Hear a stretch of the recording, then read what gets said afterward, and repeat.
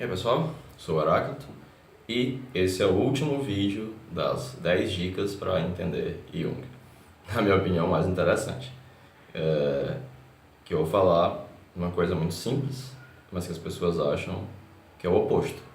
Jung não mandava ninguém desenhar mandalas. Como é que eu vou explicar isso para vocês? Esse negócio tão simples. Da mesma forma que eu fiz no nono, usando isso aqui, o próprio Jung. Esse livrinho chamado Psicologia e Alquimia, né? Então, sem maiores delongas, eu vou ler para vocês uma passagem que eu acho particularmente interessante. Ele está falando sobre a valorização do símbolo, etc. E ele diz que parágrafo 126 do Psicologia e Alquimia. Em casos como esses, a cautela nunca é excessiva, pois o impulso da imitação e a avidez mórbida de apoderar-se da plumagem alheia, pavoneando-se com ela, leva muita gente a fazer uso desse tipo de temas mágicos, entre aspas, para uso externo, como se fosse um unguento. Na realidade, não hesitamos em fazer as coisas mais absurdas a fim de escapar à própria alma. Pratica-se a yoga indiana de qualquer escola. Seguem-se regimes alimentares. Aprende-se de cor a teosofia. Rezam-se mecanicamente os textos místicos da literatura universal.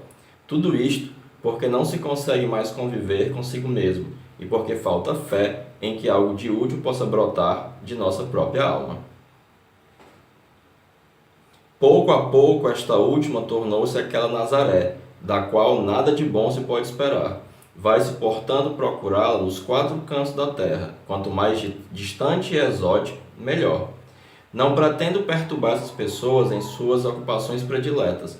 No entanto, se houver alguém que queira ser levado a sério, mas se ilude pensando que emprego métodos e doutrinas da yoga e sugira aos meus pacientes que desenhem mandalas para conduzi-los ao ponto exato, então preciso protestar e recriminar as pessoas que leem meus trabalhos com desatenção verdadeiramente condenável.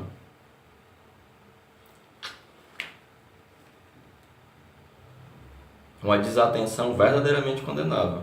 Se você quiser ser levado a sério, você não vai dizer que o Jung desenha mandala, não é mesmo? É interessante porque essa passagem complementa a dica passada. Eu ia inclusive lê-la, mas é porque essa passagem era perfeita para a última dica, de que o Jung não mandava as pessoas desenharem mandala. Não mandava. Porque o Jung propunha a irracionalização dos objetivos em análise, no sentido em que nem o paciente, nem o terapeuta sabe qual é o objetivo, porque esse objetivo é inconsciente. E ele advogava o abandono de todas as técnicas. Mandar alguém desenhar algo específico é uma técnica. Por que isso é uma técnica? Porque isso se torna um método sugestivo. Um método em que você sai do paradoxo fundamental, a antinomia fundamental. E aí você fica só o individual, não importa perante o genérico. Porque uma técnica, ela vai supor que a aplicação dela é mecânica e vai funcionar do mesmo jeito com todo mundo. E quando ela funciona, é devido ao fator sugestivo. Ela é uma técnica sugestiva. Jung não mandava as pessoas desenharem mandalas, mas ele percebeu que quando as pessoas plasmavam de maneira plástica, estética, pintando, desenhando, como seja, o seu processo de cura, o seu processo anímico, ele tinha uma grande semelhança espontânea com as mandalas que foram mostradas para ele pelo Richard Wilhelm, a princípio mandalas chinesas. Depois ele descobriu as mandalas tibetanas, depois ele descobriu as mandalas indianas, depois ele descobriu as mandalas dos pueblos, que não tem relação histórica entre elas, de comunicação. Cada povo conseguiu chegar a isso através de si mesmo. Elas têm um parentesco pela raiz irracional e psíquica. Assim como essas mandalas modernas, desenhadas pelos pacientes, elas são espontâneas, porque elas demonstram espontaneamente o arquétipo da ordem, a organização ou reorganização psíquica. Como disse o Walter uma vez numa palestra que ele deu aqui, se for para mandar desenhar alguém, pode ser até um coelhinho, porque tanto faz, porque você está mandando. Quer dizer que desenhar mandalas não é legal? É legal, é massa, pintar mandala, desenhar mandala. Pode até ser terapêutico, mas não é analítico. Analítico é tudo aquilo que resulta do confronto dialético entre inconsciente, consciência e inconsciente, que é o que pretende a análise. Você desenhar umas mandalas, pintar, pode até ficar mais calmo, sua cor terapêutica, fazer bem para você. Mas o Jung não mandava fazer isso. Só não mandava, porque ele sugeriu abandone todas as técnicas, porque não quer dizer que ele não tem um método. Um método e uma técnica são coisas diferentes.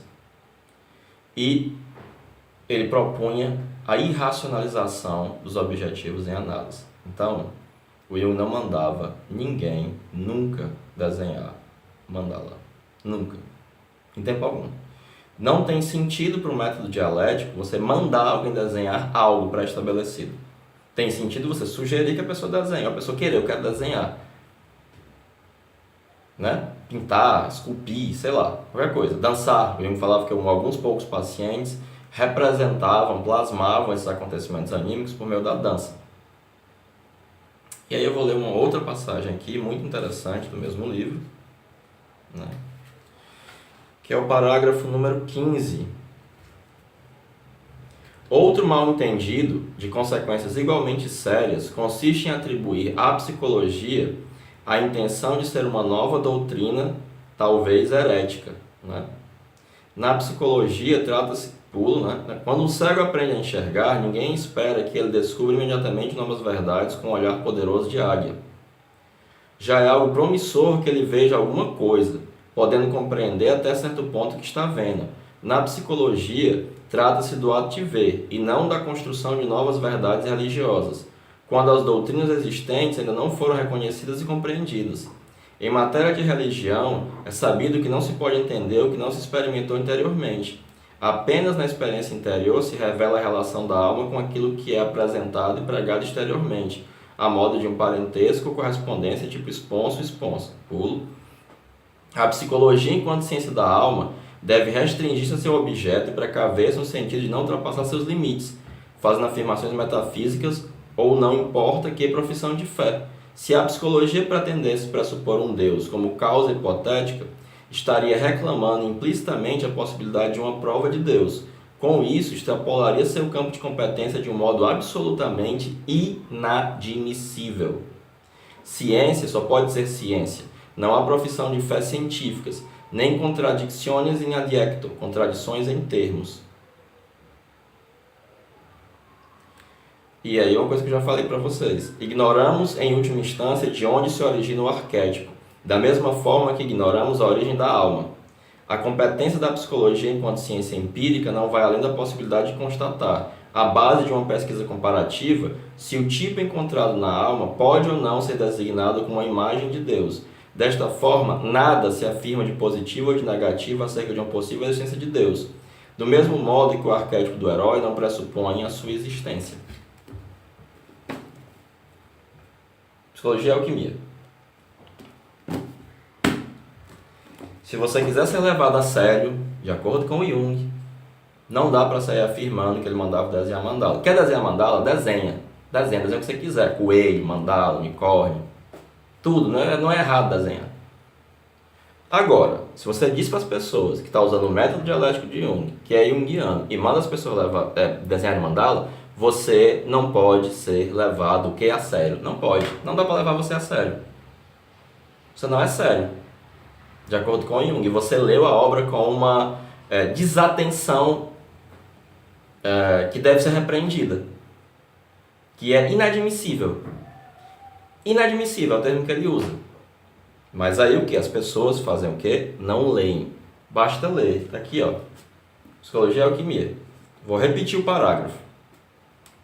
126 e o parágrafo 15. Psicologia não quer fazer uma nova doutrina herética, não quer provar a existência de Deus, não quer utilizar Deus como uma causa hipotética, não diz nada nem de positivo nem de negativo sobre a existência de Deus. Não é mágico, não é para desenhar mandala. Dá para entender? Fica um pouco mais claro isso. Não é assim que funciona. Não é assim que funciona. Justamente pelo que eu falei. Abandone todas as técnicas e a irracionalização dos objetivos em análise. É só isso, galera. Não rola. Não é assim. Se você quer ser levado a sério, você não pode ter lido com essa desatenção inadmissível, né? Como é o termo que ele usa aqui? Com uma desatenção verdadeiramente condenável. Você lê os trabalhos do Jung com a desatenção verdadeiramente condenável nas próprias palavras dele. Deixa eu ver se dá pra ver aqui.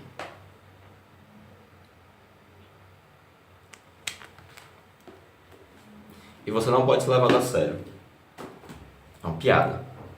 Quem faz isso é um palhaço. Né? Vamos parar? Tá bom, né? Chega. E aí o que acontece? Você se cria, você joga ao redor do Jung essa névoa de misticismo bobo, de coisa New Age barata. E só não é, ok? Então, galera, espero que vocês tenham curtido, deem um joinha e valeu!